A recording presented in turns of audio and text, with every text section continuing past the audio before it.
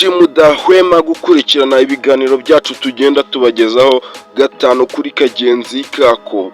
Iyi rero ni breaking news. Aya ni amakuru y'ibyamamare agiye atandukanye ndetse n'abahanzi bagiye batandukanye hano mu Rwanda. Uyu bamwita Murami GC, nk'uko ibinyamakuru bigiye bitandukanye byagiye bivuga inkuru ikomeje kuba yacicikana kandi inkuru itari nziza, dore ko aba bose RIB ikomeza kubihanangiriza ibabwira ati iyi ni last warning, nimwongera tuzabahana cyangwa se tuzabata muri yombi. Ni nyuma y'uko bagiye bakora ibiganiro byinshi bigiye bitandukanye kuri iki kinyamakuru bagenda bakorera, bagenda batangaza inkuru zitari nziza, inkuru zibiba urwangano mu banyarwanda. Bakavuga ati se mwebwe muri abanyamakuru nyabaki mugenda mutangaza inkuru z'ibihuha, inkuru zitagira ico zifasha abaturarwanda muri rusange. Ubwo rero RIB yakomeje kuba yabihanangiriza ibabwira ati ayo magambo abiba urwangano mu Rwanda ndetse n'abanyarwanda muri rusange turayanze, dore ko iki kinyamakuru gikurikiranwa n'abantu benshi bagiye batandukanye. Rero bagiye bavuga ati mugomba gukoresha amagambo meza kandi yizewe, dore ko muba mwumvwa n'abantu benshi, bityo rero byatuma ayo magambo mugenda mukoresha mabi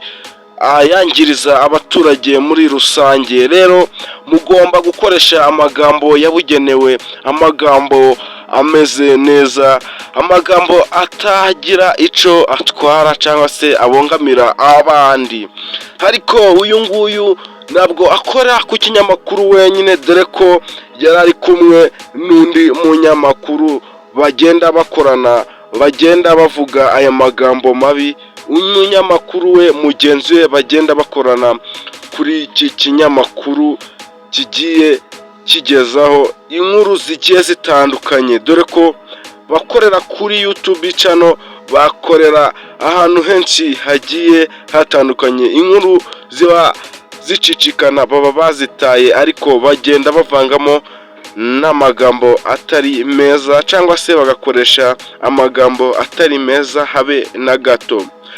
Uyu rero dore n'undi munyamakuru bakorana, uyu nguyu we bamwita Samakarenzi.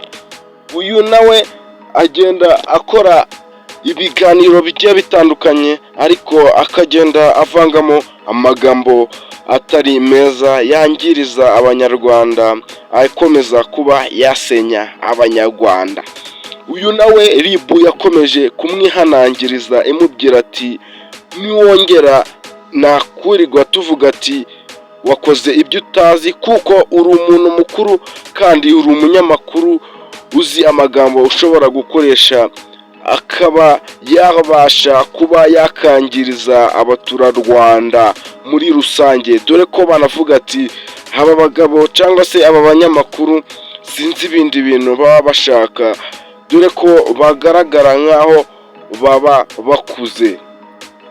Nk'uko RIB yakomeje kubivuga rero, yakomeje itangaza amakuru kuri aba banyamakuru ibabwira ati ayo magambo muyasubize iyo mwayakuye, dore ko ibyo tutabishaka hano mu Rwanda. Niyo mpamvu bashizeho RIB, tugomba kureba ibitagenda neza tukabikosora, tugakoresha uburyo bwose ariko bikagaruka mu nzira nyayo. Rero aba banyamakuru nabo bakomeje kuba bavuga ati nyamaze ibi bintu dukora umenya atari byiza, cyangwa se aya magambo amwe namwe tugenda dukoresha.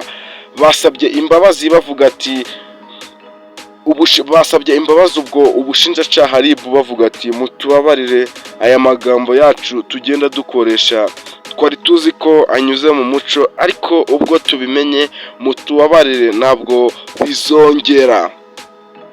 Rero nshuti twakomeje kubana muri iki kiganiro, nimwibutsa ko niba utarakora subscribe waracitswe, kugira ngo uzubone ibi biganiro byiza tugenda tubategurira ndetse n'amakuru abagezweho muri uyu munsi. Rero nshuti twakomeje kubana, mwari kumwe na Benjamin ndabakunda, ciao ciao.